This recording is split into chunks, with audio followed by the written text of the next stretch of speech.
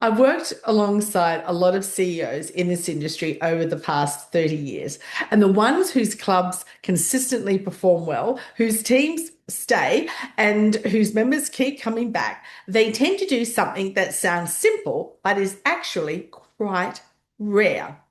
I'm Michelle Pascoe. If you're a leader in the registered club or hospitality industry, then this is the channel for you.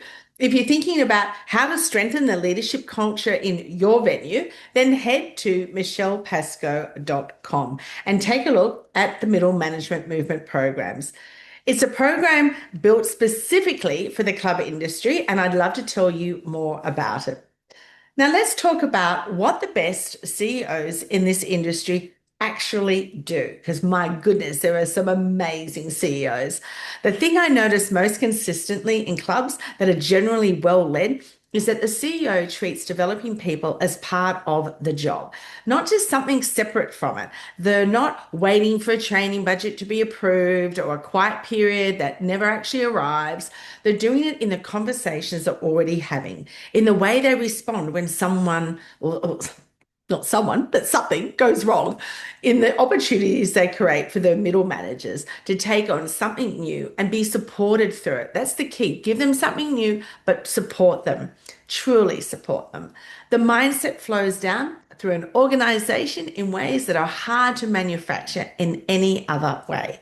So here are three things I see the best CEOs doing consistently. The first is that they're deliberate about who they develop.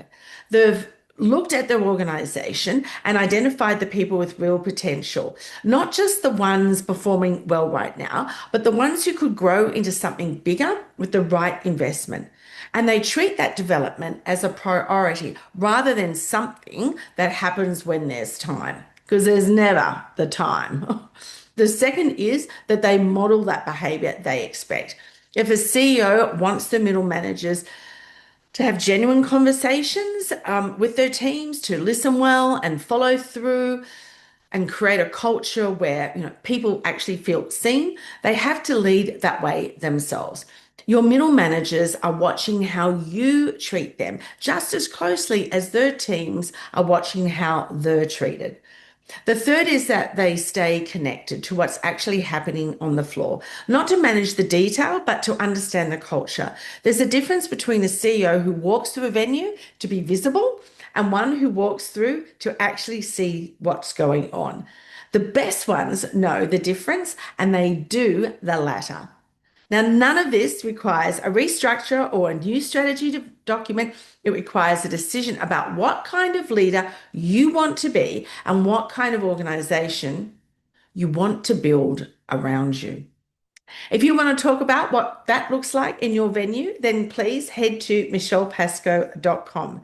And if this was useful, please share it with someone in your network who leads in the industry. And I'll see you next week. Bye.